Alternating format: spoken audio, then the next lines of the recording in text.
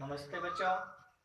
आज मैं आप लोगों के सामने चतुर्थ पाठ जिसका शीर्षक है गीताया उपदेश के साथ प्रस्तुत हूँ। इसमें श्री कृष्ण अर्जुन को गीता का उपदेश दे रहे हैं। यह प्रसंग उस समय का है जब कुरुक्षेत्र के मैदान में कौरवों और पांडवों की सेना एक दूसरे से युद्ध करने के लिए आमने सामने खड़ी थी। युद्ध की शुरुआत होने ही वाली थी। ऐसे में अर्जुन एक नजर अपने शत्रुओं की अर्थात कौरवों की सेना पर डालते हैं। ऐसे में वे अपने मामा, दादा, बाबा, गुरु, गुरुवर, सरीखे, कृपाचार्य, द्रोणाचार्य, भीष्म पितामह को जब देखते हैं तो उन्होंने अपने हाथों में जो गांडीव ले रखी थी युद्ध करने के लिए वे रख देते हैं और कृष्ण से कहते हैं। कृष्ण उनके रथ के जो सारथी बने हुए हैं उनसे कहते हैं कि हे केशव, मैं युद्ध नहीं करूंगा।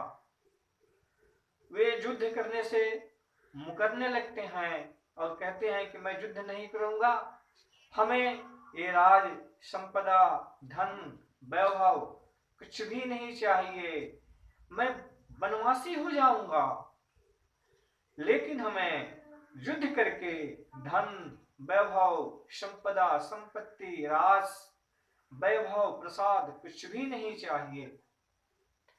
ऐसे में श्री कृष्ण अर्जुन की मनोदशा को भांप जाते हैं और उसी समय वे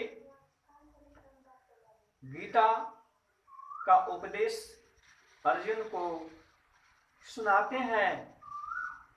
वे आत्मा के विषय में जो अर्जुन को भ्रम हो गया था, मैं अपने गुरुवर, द्रोणाचार्य, कृपाचार्य, मामा, भाई को मारूंगा और उसके बाद राज्य के लिए मैं जो युद्ध करूंगा, हमें ऐसा संपत्ति नहीं चाहिए। मारने के बाद जो संपदा मैं लूंगा उससे हमें सुकून नहीं मिलेगा। उनकी लाश पे, उनकी लाश की कीमत पे जो मैं धन संपदा अर्जन करूंगा ऐसा हमें नहीं चाहिए। इसी बात को श्री कृष्ण उपदेश के रूप में अर्जुन से कहते हैं कि अरे अर्जुन, तुम क्या मारोगे? आइए इसमें आत्मा के विषय में, आत्मा की अमरता के विषय में हम लोगों को इस पाठ के माध्यम से समझाया गया है, जिसका वाचन हम लोग करते हुए इसका हिंदी अर्थ जानने की कोशिश करते हैं। प्रथम श्लोक है, नैनं छिन्दन्ति शस्त्राणि नैनं दहति पावकः न चैनं क्लेदयन्तापो न च शोषयति मारुतः। अर्थात नैनम, इसको, आत्मा को, इसको मतलब आत्मा को, इसका हिंदी अर्थ हम जानते हैं, आत्मा न तो किसी शस्त्र द्वारा काटी जा सकती है, नैनम छिन्दन्ति शस्त्राणि, आत्मा किसी शस्त्र द्वारा नहीं काटी जा सकती है। नैनम दहति पावकः, नैनम का अर्थ यहाँ आत्मा से है। नैनम दहति पावकः अर्थात आत्मा न तो अग्नि द्वारा जलाई जा सकती है, दहती मतलब कि जलाना, पावकः मीन्स अग्नि, न चैनम कलद्यंतापो, इसको न जल द्वारा भिगोई जा सकती है, न च और नहीं शोषयति मारुतः, और जिसको नहीं तो हवा अर्थात पवन सुखा सकती है। अर्थात इसको हम सबको एक अर्थ में जब पिरोते हैं तो इस तरह से इसका अर्थ कर सकते हैं। आत्मा न तो किसी शस्त्र द्वारा काटी जा सकती है, न अग्नि द्वारा जलाई जा सकती है, न जल द्वारा भिगोई जा सकती है, और न वायु द्वारा सुखाई जा सकती है। आइए दूसरा श्लोक देखते हैं। न जायते मृते वा कदाचिन्नायं भूत्वा भविता वा न भूयः, अजो नित्यं शाश्वतो अयं पुराणे, न हन्यते हन्यमाने शरीरे। न जायते मृते वा, आत्मा के लिए किसी भी काल में न तो जन्म है और न मृत्यु। अर्थात आत्मा न तो जन्म लेती है और न मरती है। न जायते मृते वा कदाचिन्नायं भूत्वा भविता वा न भूया, वह न तो कभी जन्मी है और न कभी जन्म लेगी। अजो नित्य, और यह तो हमेशा से अजन्मा तथा शाश्वतो अयम पुरातन है।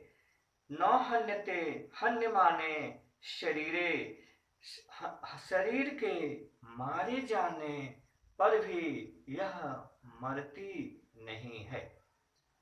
इसका मतलब कृष्ण अर्जुन को उपदेश देते हुए यह कहते हैं कि अरे अर्जुन, तुम इन लोगों को क्या मारोगे? तुम जो समझ रहे हो कि मैं इन लोगों को मार दूंगा, ऐसी बात नहीं है। यह तुम्हारा भ्रम है। यह तुम्हारा जो है, यह भ्रम तुमको न्याय की रास्ते पर ले जाने से तुम्हें मजबूर कर देगी। तुम तो इस धर्म क्षेत्र में, कुरुक्षेत्र में न्याय की स्थापना के लिए आए हो, तो तुम युद्ध करो। तुम जो सोच रहे हो कि तुम इन लोगों को मारोगे, ऐसी बात नहीं है। आत्मा न तो किसी काल में जन्म लेती है, आत्मा न तो कभी मरती है, आगे भी न तो कभी आत्मा जन्म लेगी और न कभी मरेगी। यह तो पुरातन है, शाश्वत है। इसको, इस जो शरीर में यह विराजमान रहती है, किसी भी प्राणी के शरीर में आत्मा जब विराजमान रहती है, तो अगर उसकी मृत्यु हो जाती है, व्यक्ति की चाहे किसी भी प्राणी की, चाहे वह किसी को द्वारा मारे जाते हैं, तो ऐसी स्थिति में शरीर का केवल अंत होता है, आत्मा का अंत नहीं होता। यह मनुष्य के मरने पर भी आत्मा नहीं मरती है। इस प्रकार श्री कृष्ण अर्जुन को उपदेश देते हुए कहते हैं कि तुम भ्रम मत करो, तुम उठो, गांडीव संभालो और अपने इस धर्म क्षेत्र के मैदान में सत्य की स्थापना के लिए युद्ध करो। आत्मा की महत्वपूर्णता का ध्यान दिलाते हुए, अर्थ समझाते हुए केशव अर्थात कृष्ण पुनः अर्जुन से कहते हैं, कर्मण्येवाधिकारस्ते मा फलेषु कदाचन, मा कर्म फल हेतुर्भो मा ते संगस्त्व कर्मणि। कर्मण्येवाधिकारस्ते, श्री कृष्ण इस दुनिया में अर्जुन को कर्म की महत्ता को समझाते हुए कहते हैं, अरे अर्जुन, इस दुनिया में कर्म ही प्रधान चीज है। तुम कर्म करो। मैं आप लोगों को यह बता दूं कि हमारे जितने भी धर्मशास्त्र पुराण है वे सभी कर्म की ही प्रधानता मानते हैं।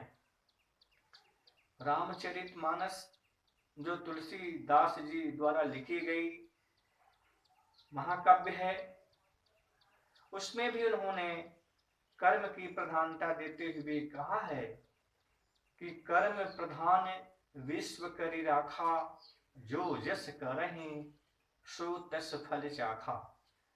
उसमें बताया है कि कर्म करो, फल की इच्छा ना करो।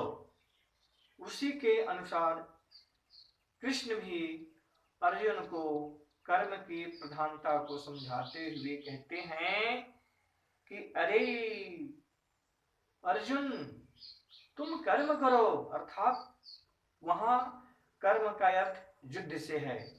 कर्मण्येवाधिकारस्ते, कहते हैं कि अरे अर्जुन, तुम्हारा तो अधिकार केवल कर्म पर है। कर्मण्येवाधिकार अस्ति, तुम्हारा तो अधिकार केवल और केवल कर्म पर है। मां फलेषु कदाचन, तुम फल के अधिकारी नहीं हो। इसका मतलब तो तुम कर्म करो, फल की चिंता ना करो। तुम्हारा फल मिलेगा तुम्हें, नहीं मिलेगा, क्या मिलेगा, तुम केवल कर्म करो। कर्म करोगे तो फल तो मिलेगा ही, इसलिए तुम कर्म करो, फल की चिंता ना करो। अर्थात तुम फल के अधिकारी नहीं हो। मां कर्म फल हेतुर्भु, तुम अपने कर्म को फल के साथ मत जोड़ो, उसका कारण मत समझो कि हम जो करने जा रहे हैं, जो करेंगे, उसका फल क्या होगा। उस कारण से उस कार्य को मत जोड़ो। तुम कर्म करने में आसक्त हो जाओ कि तुम्हारा कर्म ही है करना। इससे तुम अपने आप को अलग नहीं कर सकते, कर्म से अपने को विमुख नहीं कर सकते। इस तरह हम देखते हैं कि कृष्ण ने अर्जुन को कर्म की प्रधानता, कर्म का महत्व समझाते हुए कहते हैं कि तुम कर्म करो, और समझाते हुए इस दुनिया के लोगों को यह संदेश देते हैं कि कभी भी हमें अपने कर्म पर विश्वास रखना चाहिए, कर्म करना चाहिए, हमेशा सकारात्मक सोच रखनी चाहिए। धर्म की स्थापना के लिए, धर्म की प्रतिष्ठा के लिए निरंतर कर्म करते रहना चाहिए, फल की इच्छा नहीं करनी चाहिए। और हाँ, मैं यहाँ स्पष्ट कर दूं कि अच्छी सोच से अच्छा कर्म का फल अच्छा ही होगा, इस बात को भी नहीं भूलना चाहिए। किंतु हमें अपने कर्म पर ध्यान एकत्रित होना चाहिए, एकत्रित करना चाहिए। मुझे आशा है इस श्लोकों का आप लोग अर्थ बहुत ही अच्छे ढंग से समझ गए होंगे। इसमें कुछ प्रश्न हैं, उन प्रश्नों का हल आप करेंगे।